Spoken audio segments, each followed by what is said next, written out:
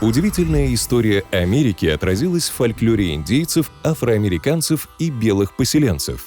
Но какое отношение имеют старинные баллады, песни и легенды к американской мечте? Ответ прост. Именно в фольклоре раскрывается особый дух и характер народа, определяющий его надежды и стремления. Давайте посмотрим, как в 3 ветвях американского народного творчества воплощалась одна общая мечта. И при чем тут Байрон и рэп-баттлы? Открой Америку. Роман с американской мечтой. Американский фольклор. Мифы, шутки и небылицы. 3 грани американской мечты. Народ без истории, что трава на ветру, гласит пословица индейцев Сиу. Фольклор индейцев – самый древний на североамериканском континенте. Он возник как дописьменная традиция передачи мифов и сказаний из уст в уста. Как и положено древней культуре, коренные американцы воспринимали свою землю как мифопоэтическое пространство и складывали чудесные легенды о сотворении мира и появлении первых людей. Разные племена описывали свое происхождение по-разному. Космогонический миф индейцев Кайова гласил, что их племя поднялось в этот мир через полый древесный ствол. В племени Осейдж, наоборот, считалось, что их предки спустились на землю со звезд прямо к реке Миссисипи. Зуни верили, что мир возник, когда великий дух по имени Авона-Вилона силой мысли создал жизнетворные туманы, а Хопи полагали, что первые люди родились от матери кукурузы и отца неба. Многообразие индейских преданий и мифов стали мощным вдохновением для первых американских писателей. Феннимор Купер в романе «Последний из Могикан» создает образы благородных и сильных героев – мудрого Чингачгука и храброго Ункаса. Даже злодей и предатель Магуа отличается острым умом и обладает ораторским талантом. В его речах, как и во всем индейском фольклоре, слышно особое отношение коренных американцев к своей земле и свободе. Краснокожие дети Великого Духа жили привольно. Солнце и дождь растили в них плоды, ветры освежали их летом. Они были храбры, справедливы, они были счастливы.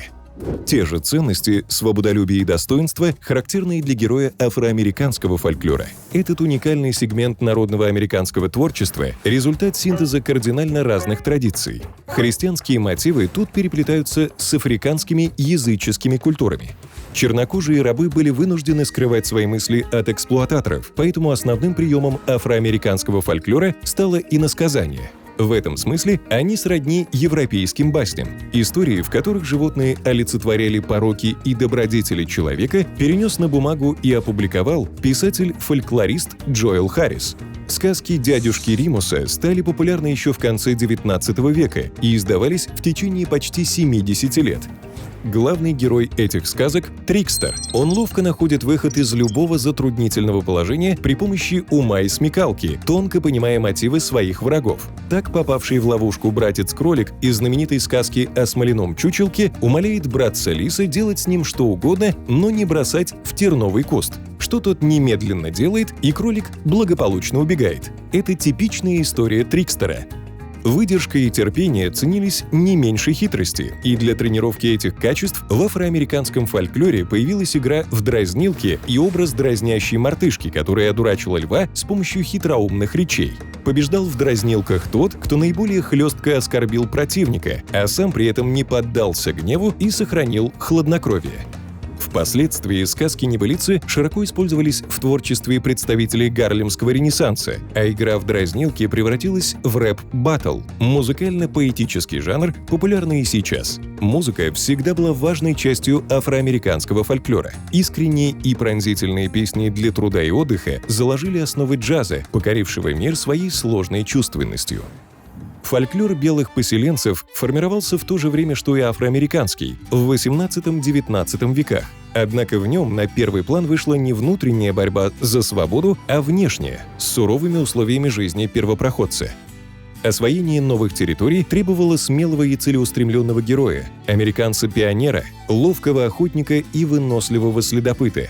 Нуждаясь в примерах для подражания и вдохновения, американцы приписывали реальным людям невероятные дела и поступки. Про путешественника Дэви Крокета сочиняли настоящие небылицы, вроде той, где он сразил енота при помощи улыбки. Жизнь охотника Дэниела Буна тоже обросла легендами. Он был так знаменит, что даже лорд Байрон упомянул его в своем романе «Дон Жуан». Персонажами фольклора становились и участники войны за независимость. Поль Ревир в мирное время был ювелиром, но на войне стал настоящим героем. Накануне сражения он успел предупредить повстанцев о приближении неприятеля.